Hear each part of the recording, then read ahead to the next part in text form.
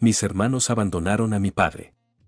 Su abogado me pagó con toda la herencia, conforme al poder discrecional que me otorgó el difunto en la cláusula 7b de su testamento, dijo el abogado, el señor Mendoza, su voz cortando el aire expectante de la oficina, y tras observar el flagrante abandono de su padre por parte de sus hijos Javier y Carla, he determinado que la totalidad de la herencia será transferida a...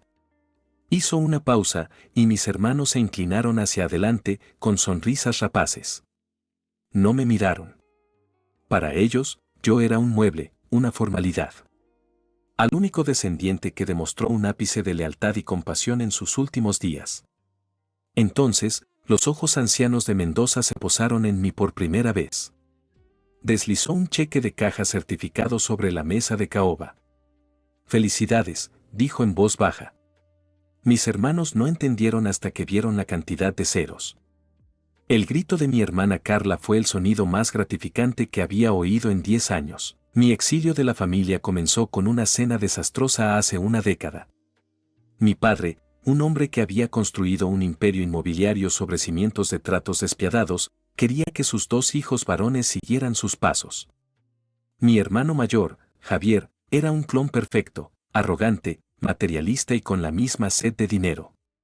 Yo, en cambio, había cometido el pecado capital de estudiar historia del arte. Esa noche, anuncié que había aceptado un puesto mal pagado en un museo local. Mi padre me miró como si le hubiera escupido en la cara. Arte, se burló. ¿Para qué sirve eso? No puedes poner un cuadro en un balance general. Javier se rió. Mi hermana Carla, la princesa de la familia, simplemente suspiró con dramatismo. Siempre tienes que ser diferente, ¿verdad? Intenté explicar que se trataba de pasión, de preservar la cultura. Mi padre golpeó la mesa. La pasión no paga las facturas. Si eliges esa vida de bohemio muerto de hambre, no esperes un centavo de mí. Estás fuera. Y lo decía en serio. Me fui de casa esa noche. Tenía 22 años. Durante los siguientes 10 años, construí mi vida desde cero. Trabajé en 3 empleos para pagar mi pequeño apartamento. Lentamente, ascendí en el mundo de los museos, convirtiéndome en un respetado curador. Encontré mi propia familia en mis amigos y colegas. Mis intentos de contactar con mi padre eran bloqueados sistemáticamente por mis hermanos.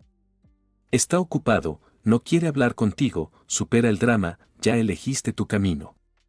Me dolía, pero aprendí a vivir con ello. Mientras tanto, ellos vivían como príncipes, explotando la generosidad de mi padre. Javier coleccionaba coches deportivos y negocios fallidos, siempre rescatado por papá. Carla se casó con un hombre rico y vivía una vida de almuerzos de caridad y vacaciones de lujo, todo financiado por la cuenta familiar. Eran los hijos perfectos en su fachada pública, siempre sonriendo en las fotos de las galas benéficas junto a su padre. A mí, me borraron de la historia familiar. Pero todo cambió cuando recibí una llamada de una antigua ama de llaves de la familia. Me dijo que mi padre había sufrido un derrame cerebral masivo. Estaba vivo, pero muy disminuido. Y mis hermanos lo habían internado en un asilo. No en una clínica de lujo, sino en un lugar barato y deprimente en las afueras de la ciudad. No lo visitan, niño, me dijo, su voz temblando. Lo han dejado allí para que se muera. El asilo olía a desinfectante y a una tristeza profunda y rancia. Encontré la habitación de mi padre al final de un pasillo mal iluminado. La escena me rompió el corazón. El hombre que una vez había comandado salas de juntas enteras con una sola mirada estaba encogido en una cama de metal, mirando a una pared en blanco. Estaba delgado, descuidado. La habitación era estéril, impersonal, sin una sola foto familiar. La ira que sentí hacia mis hermanos era un fuego blanco y ardiente. Me acerqué a la cama. Papá, dije en voz baja. No hubo reacción. Sus ojos estaban vacíos. Me senté a su lado y, sin saber qué más hacer, empecé a hablar. Le conté sobre mi trabajo, sobre la última exposición que había comisariado. Le leí noticias del periódico. Le puse música clásica en mi teléfono. Comencé a visitarlo cada 2 días. Al principio, los empleados del asilo me miraban con sospecha. ¿Usted es familia? Nunca lo habíamos visto. Soy su hijo, respondía, y la palabra se sentía extraña en mi boca. Les llevaba a los enfermeros café y donuts, les preguntaba cómo había estado mi padre, les daba las gracias por su trabajo. Poco a poco, me aceptaron. Empecé a cuidar de él. Le afeitaba, me aseguraba de que su ropa estuviera limpia, le traía sus libros favoritos, aunque no pudiera leerlos.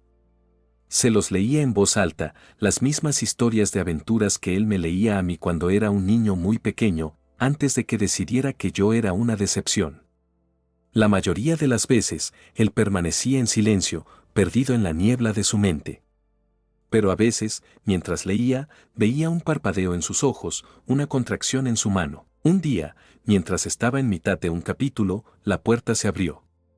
Era un hombre mayor, de traje elegante, que me miraba con una expresión indescifrable. «Disculpe», dijo.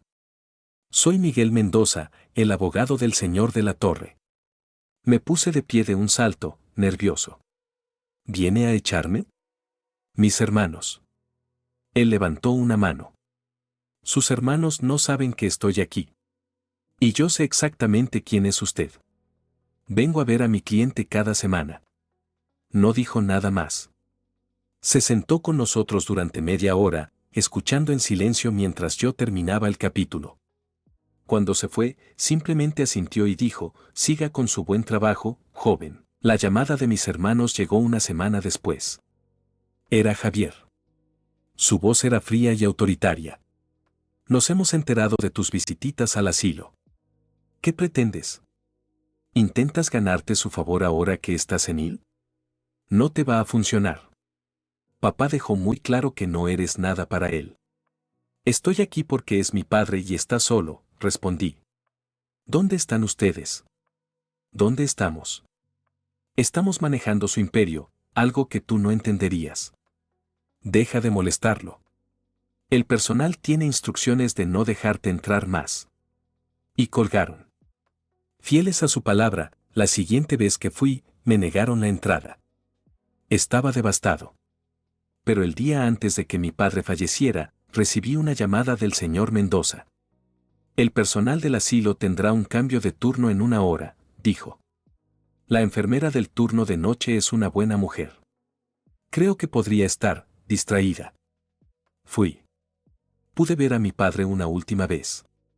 Estaba dormido, pero le sostuve la mano. Cuando me iba, sentí una ligera presión en mis dedos. Quizás fue solo un espasmo.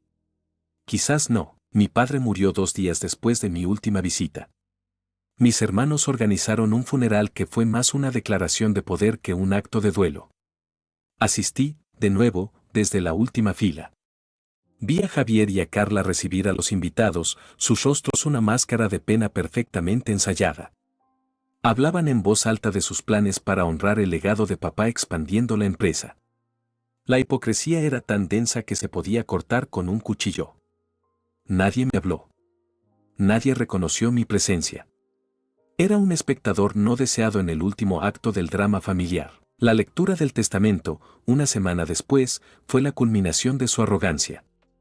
Se sentaron frente al señor Mendoza, relajados y sonrientes, como 2 buitres esperando un festín. Yo me senté en una silla en la esquina, sintiéndome fuera de lugar. El señor Mendoza comenzó a leer el testamento.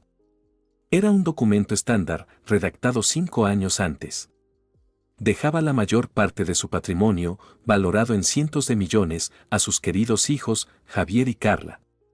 A mí me dejaba una suma simbólica, 10.000 euros, en reconocimiento de nuestra relación de sangre, aunque no de espíritu. Javier me lanzó una sonrisa burlona por encima del hombro. Para ellos, el partido había terminado. Habían ganado, pero el señor Mendoza no había terminado. Sin embargo, dijo, y la palabra resonó en la sala, existe un codicilo, un apéndice añadido y firmado por su padre hace 6 meses, en pleno uso de sus facultades mentales y con testigos presentes. Sacó otro documento. Las sonrisas de mis hermanos se congelaron. «Un codicilo», espetó Javier. «¿De qué está hablando?» Su padre, explicó Mendoza, preocupado por su bienestar futuro y la naturaleza de la lealtad familiar, añadió una cláusula final. La cláusula 7b. Aclaró la garganta y leyó: delego en mi fiel amigo y abogado, Miguel Mendoza, el poder y la autoridad discrecional absoluta como albacea de mi testamento. Él tendrá la facultad de reasignar la totalidad de mi patrimonio basándose en su propia observación y juicio sobre cuál de mis descendientes ha demostrado, mediante acciones y no palabras, un verdadero cuidado, amor y lealtad filial durante mi último año de vida. Su decisión será final e inapelable. El silencio en la sala era tan profundo que podía oír los latidos de mi propio corazón. Los rostros de Javier y Carla pasaron de la confusión al pánico. Se giraron para mirar al señor Mendoza como si fuera un traidor. ¿Qué significa eso?, preguntó Carla, su voz un hilo tembloroso. Significa, dijo el señor Mendoza, mirándolos directamente por primera vez con un frío desdén, que su padre les dio una última prueba. Y ustedes la han suspendido de forma espectacular. Se giró hacia mí, su expresión suavizándose.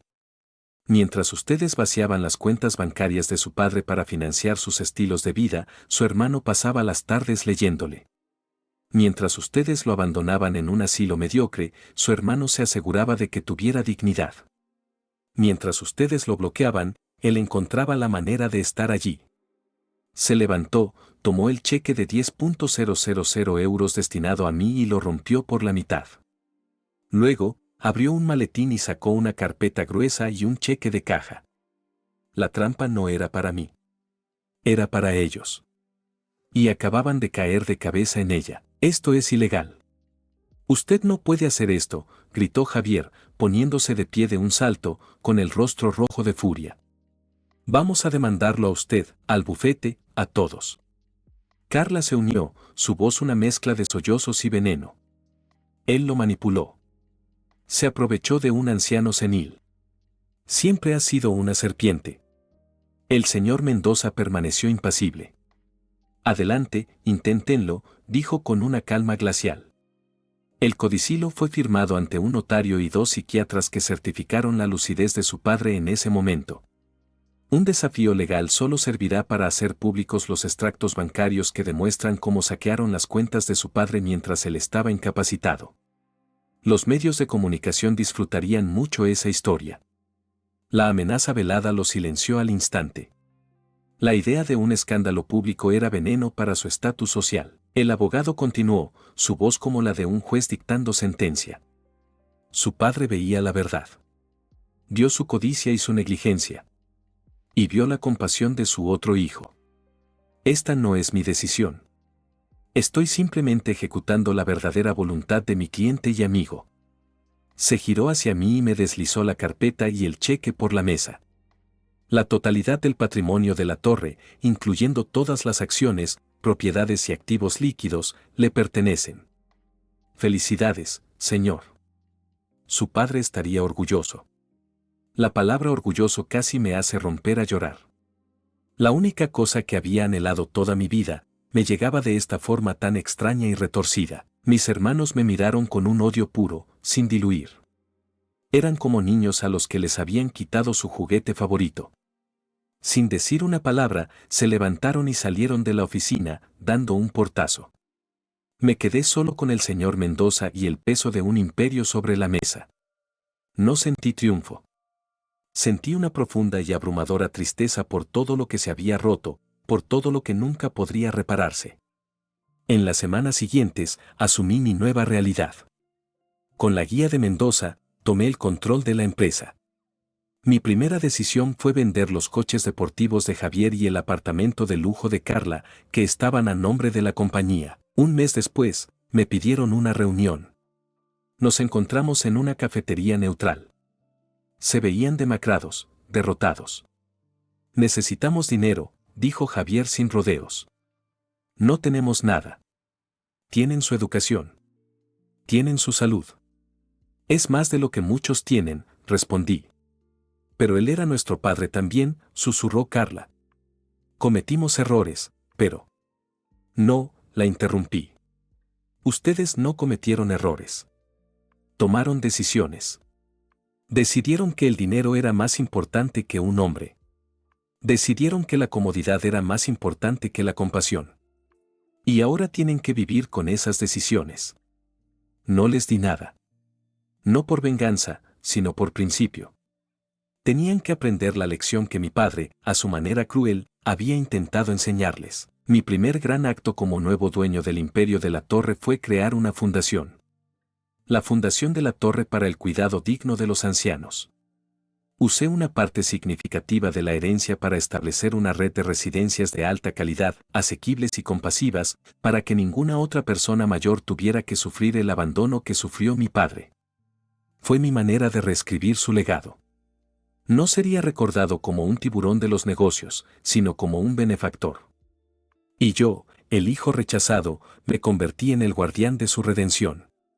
La justicia, al final, no fue el dinero. Fue la oportunidad de transformar el dolor de mi familia en algo bueno para los demás.